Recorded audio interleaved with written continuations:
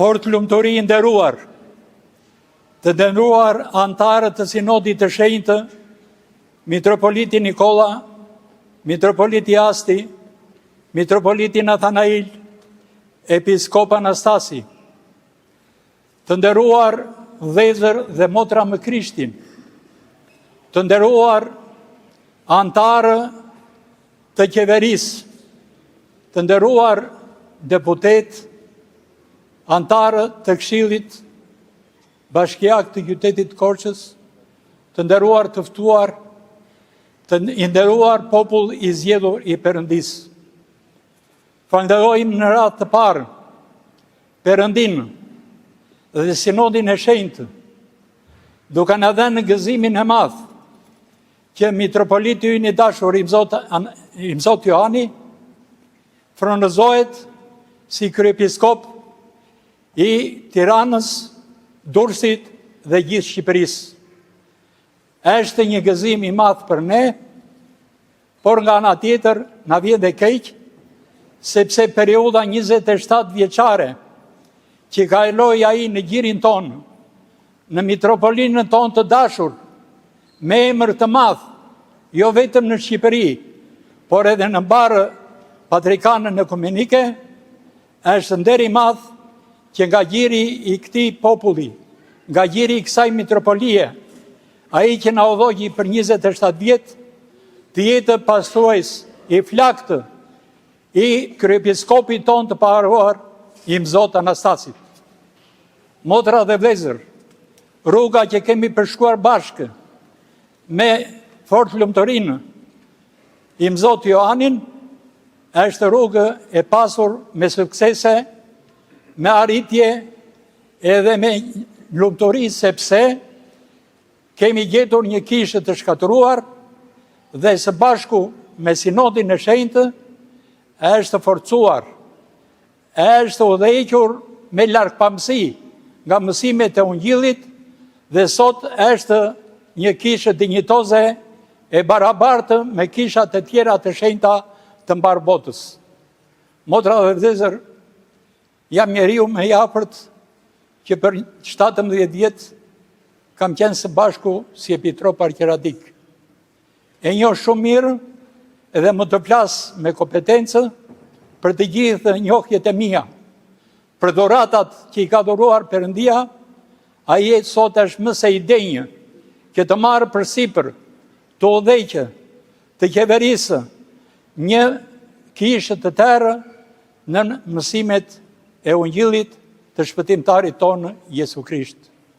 Imzot Johani përsa u fronzua mitropolit i mitropolisë së shenjtë në diocezën tonë, më datën 25 korrik të vitit 1998, mori përsipër organizimin, drejtimin, duke u njohur jo vetëm me zëvendësitë, por edhe me fshatrat, edhe me noritë, dhe organizoi dhe drejtoi punën dhe rëndësi të veçantë u kushtoi klerit për sosmërisë së figurës të tyre, duke bërë një kler pimantik me autoritet dhe dashuri të pakufishme që u të shqenë për besimtarët. Rruga e tij, siç e thash, është e gjatë, më të duhen shumë kohë që të flasim për të, por unë do të prek në mënyrë të shkurtër disa cilësive të tij që ai ka pasur në jetën tonë. Në radhë të parë, ka patur një mirëkuptim dhe një dashuri për gjithë besimtarët, duke u njohur ata, duke organizuar dhe duke drejtuar mitropolinë. Së dyti, ka qenë një bashkëpunëtor i fuqishëm me pushtetin qendror dhe lokal, duke bërë takime, biseda, duke trajtuar problemet shumë të rëndësishme që kishte kisha dhe ka akoma edhe sot. Motra dhe vëllezër, është nder dhe krenari kur dëgjojmë që për punën e tij të lavdërueshme, qyteti tonë, Këshilli i qarkut tonë, Bashkia e qytetit tonë, Universiteti Fanoli e kanë akorduar me tituj të ndryshëm. Ai sot mban nderin e madh i qarkut. Mban titullin e madh qytetar nderi dhe nga bashkia. Mban titullin tjetër të madh, honoris causa në Universitetin Fanoli të qytetit të Korçës.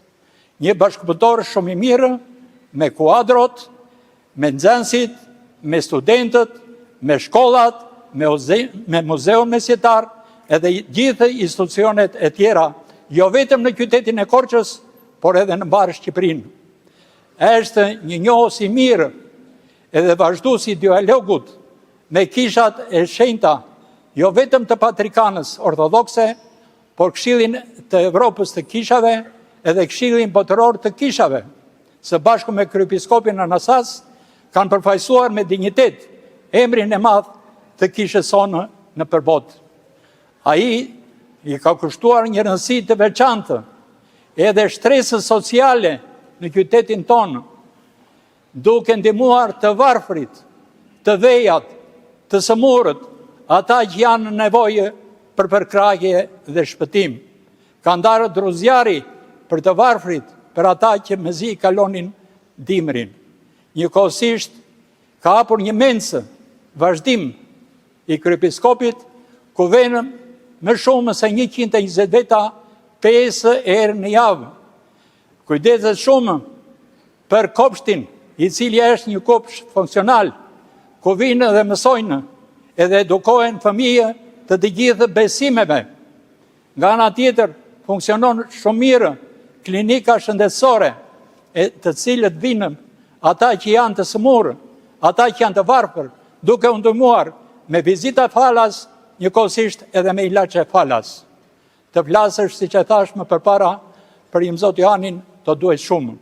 Por unë në radhë parë ndjej veten shumë të sigurt së bashku me ju, që të gjithë, se pozita që është dhënë, fuqia që është dhënë prej së larti, ka besim se popullin e zgjedhur të Perëndisë, të Shqipërisë, të kishës sonë të shumë vuajtur, ai do të adheqë me largpamësi, me dashuri, me virtyt, me cilësi, dhe në këtë mënyrë të gjithë duhet të urojmë për shumë vjet o kryezot, populli të vend gjithmonë dashurinë e të rrethojë gjithmonë për vlerësimin që i liber atij, Perëndia të dhënë të ditë shumë të gjata, të mira dhe të bekuara, edhe dora jote të bekoje popullin e zgjedhur të Perëndisë, të qytetit tonë, të diocezës tonë. Idenjë. Aksios. Idenjë. Për shumë vjet o kryezot.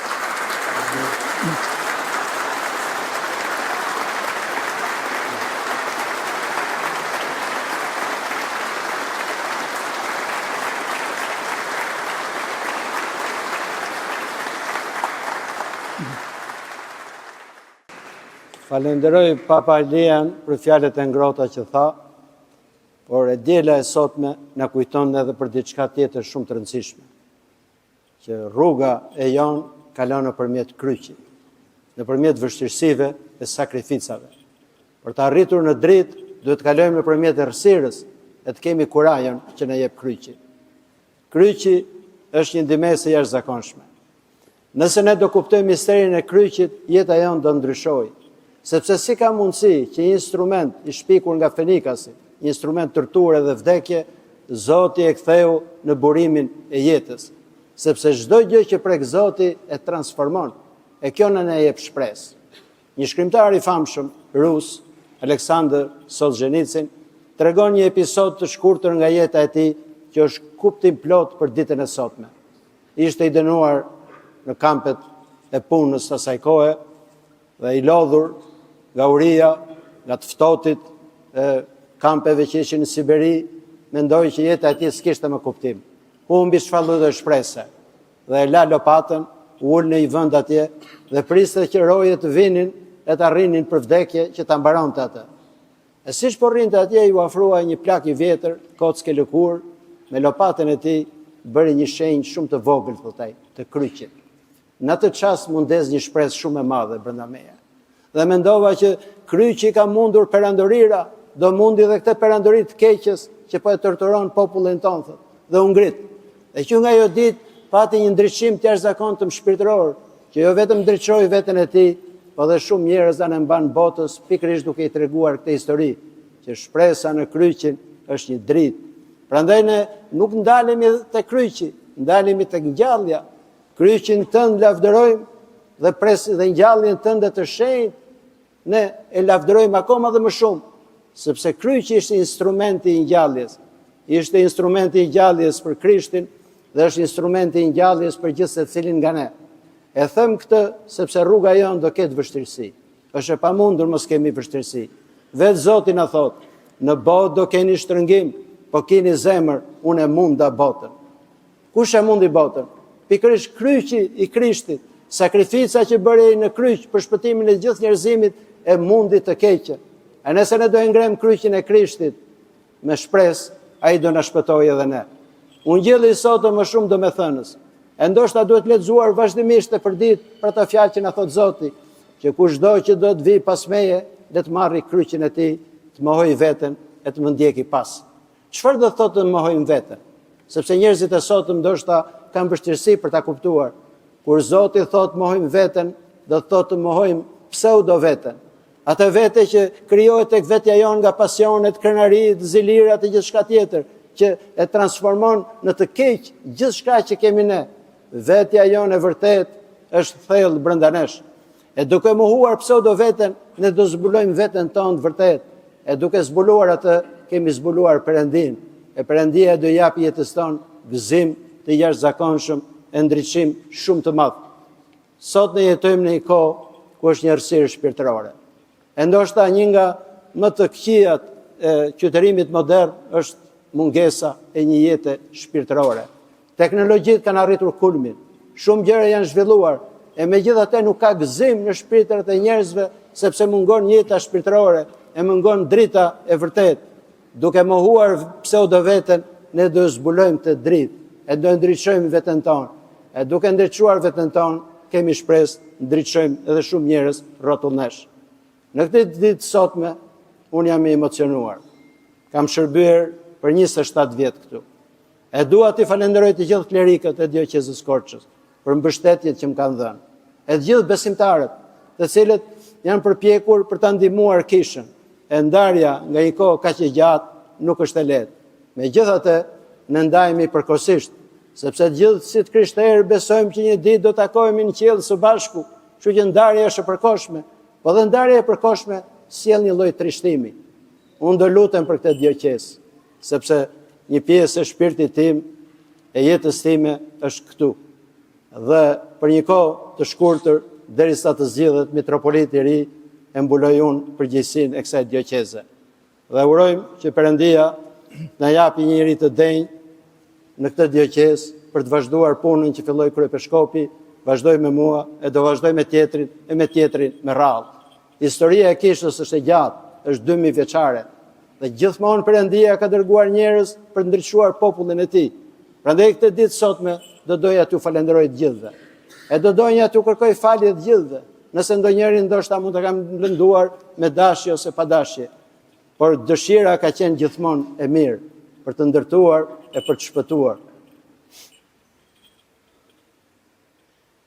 Ju jeni sot pjesa më e madhe këtu.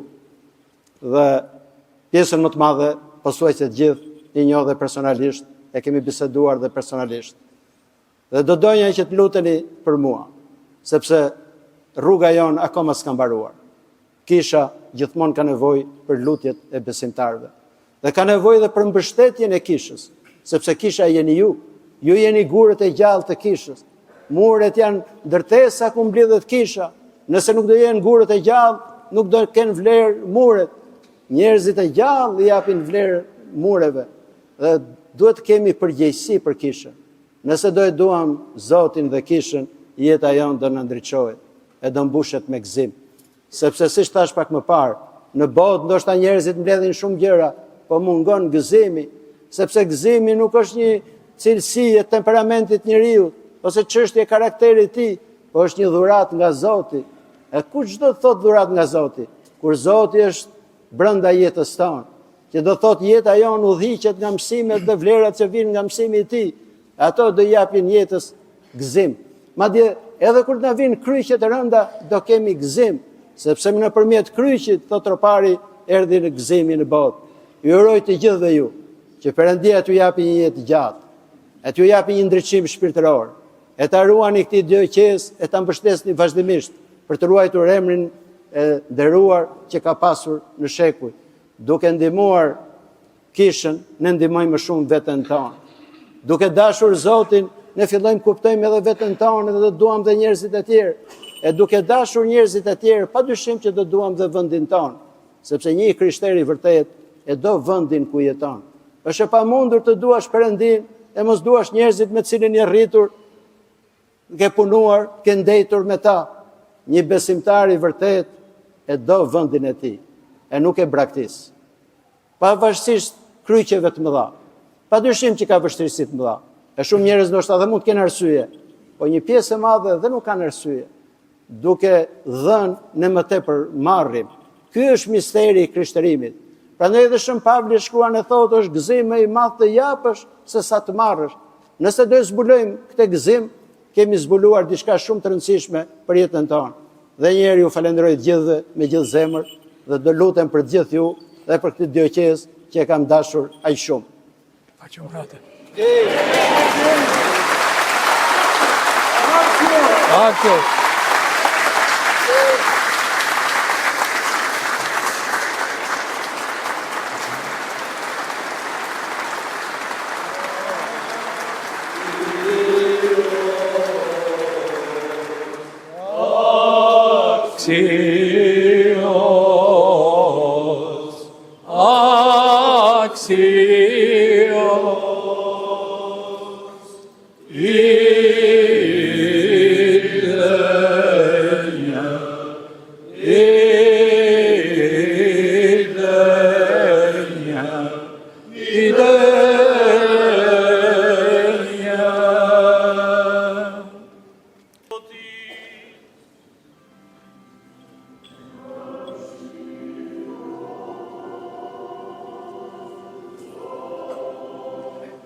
Bekimi dhe mëshira e Zotit të ardhë me ju, me hirën e ty në orë dhe njëri dashje, gjithë një tani e për erën e jetë, të jetëve.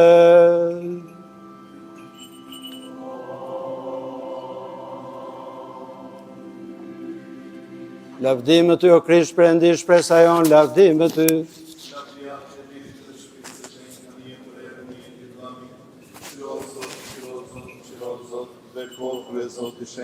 Ai që ngjall së vdekurësh, Krishti Perëndiu i vërtet, në ndërmjetimet e zonjës sonë Irinsës gjithmonë Vrigjereshës Mari, me fuqinë e kryqit shmuar dhe të bërës, me mbrojtjen e fuqive qellore të shmuara e patrup, me lutjet e profetit, parëndësit dhe pakzorit Joan, të apostëve të shenjtë dhe mbëshkëlqyer, të etërve të anoshënar dhe prurës, të i prinjve të shenjtë dhe drejt Joakimit dhe Anës, dhe gjithë shenjtorëve që lusim sot, na mëshirov dhe na shpëtov si Perëndi i mirë dhe njëri dashës.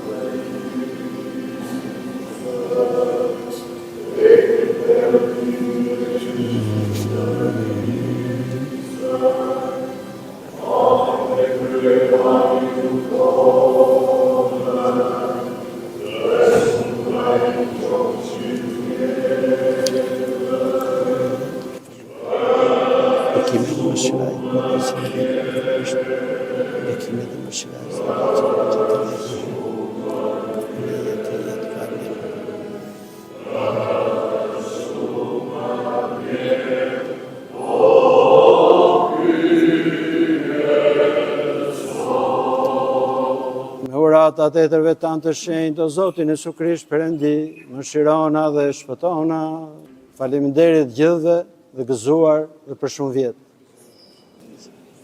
Faleminderit. Petro, pas ke gjetë një tufë shumë të bukur. Faleminderit.